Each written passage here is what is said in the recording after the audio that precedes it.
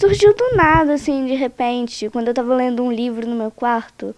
Aí depois que eu comecei aquele livro, eu comecei a achar que os livros eram um mundo paralelo ao nosso, que tinha muito mais fantasia, suspense, mistério, dependendo do tipo do livro.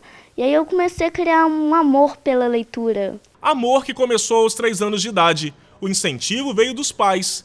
Ana criou asas e nunca mais parou de viajar com a imaginação. Hoje, aos 11 anos de idade, perdeu a conta de quantas histórias foram conhecidas. Um dos autores que ela mais admira, Monteiro Lobato. Eu achei que os livros dele tinham uma realidade, com uma magia, assim, de histórias que podem ser reais ou não podem. Porque os personagens e os elementos do conto, mais ou menos, são reais.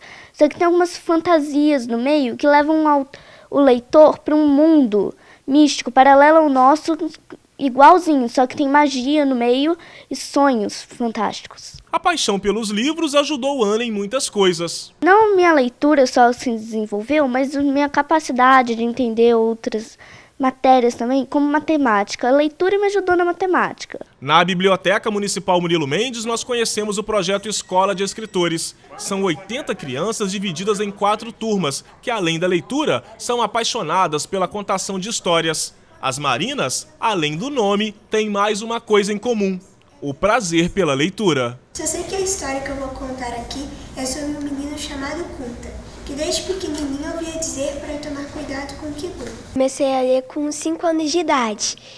E aí, desde isso eu sempre quis aprender mais a ler essas coisas.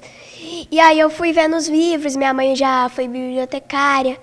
Ela sempre me mostrou muitos livros e eu acho importante ver, porque aí você conhece novas coisas e viaja no mundo da imaginação. A minha irmã, meu pai e minha mãe, eles pegavam um livro de noite, né, pra ler. Aí eu comecei a gostar de ler livros com eles. A Ana Luísa, de 9 anos, também faz parte dessa turma. Desde pequenininho eu gostava muito de escrever. Aí eu pedia para os meus pais me ajudarem, porque eu ainda não sabia. Aí quando eu cresci um pouquinho, minha mãe colocou nos contadores de histórias. Eu acho que ajudou bastante. A coordenadora do projeto explica que o objetivo é trabalhar a imaginação da criança, despertando esse hábito. Se a criança é rodeada de livros e de incentivo à leitura em casa, ela vai ser uma leitora, com certeza. E uma leitora crítica, consciente. Vai saber escolher as suas leituras, os seus livros, as suas histórias e vai recontar essas histórias. O primeiro livro impresso no mundo foi registrado no século XIV com a invenção da prensa com tipos móveis de Gutenberg. A Bíblia foi a obra escolhida para inaugurar a impressão. Já no Brasil, o primeiro livro escrito e impresso surgiu em 1947.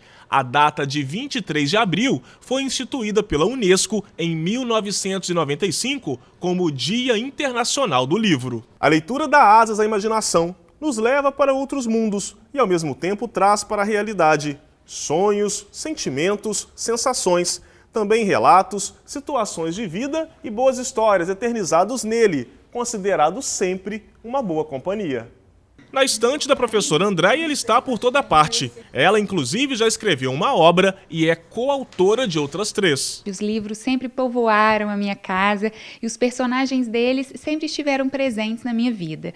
Então, esse incentivo e esse hábito da leitura sempre esteve muito presente na minha casa e isso fez com que fosse fundamental na minha formação e nas minhas escolhas futuras ter os livros, tê-los por perto, tê-los sempre presente e praticar a leitura com muita frequência. As páginas trazem informação, a leitura o conhecimento, a imaginação leva a gente mais longe. E o livro? O livro é o responsável por tudo isso. Dia 23 de abril, o reconhecimento é todo dele. Podem me prender no quarto. Eu pulo pela janela. Podem trancar a janela.